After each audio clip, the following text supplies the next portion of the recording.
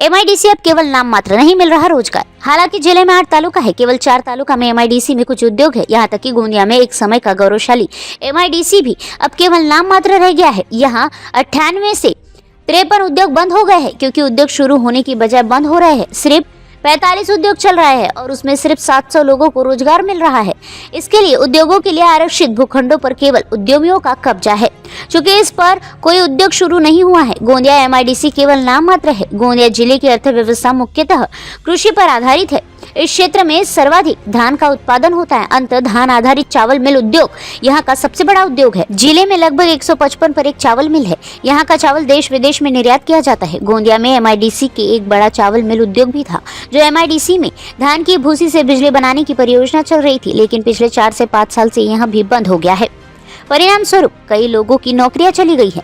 विभिन्न उद्योगों के लिए उद्योगपतियों ने 197 भूखंड उपलब्ध कराए गए हैं, जिसमें यहाँ एमआईडीसी में उद्योगों के लिए 146.14 हेक्टेयर भूमि उपलब्ध हो गई है। इसमें से 110 भूखंडों पर चावल मिल, प्लास्टिक प्लांट, स्वामीनाथ परियोजना सहित अन्य लघु उद्योग शुरू किए गए हैं। लेकिन समय के साथ विभिन्न कठिनाइयों के कारण इसमें भी कई उद्योग बंद हो गए हैं।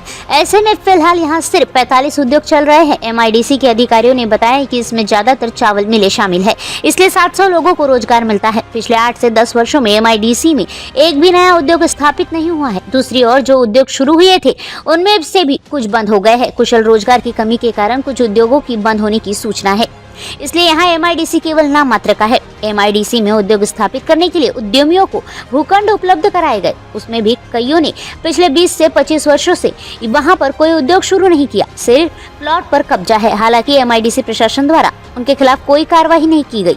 एमआईडीसी में उद्योगों के लिए कुल 146 हेक्टेयर भूमि उपलब्ध कराई गई है, लेकिन इसमें से भी कई प्लॉट पिछले 20 से 25 साल से खाली पड़े हैं। तस्वीर यह है कि ये किसी काम के नहीं है।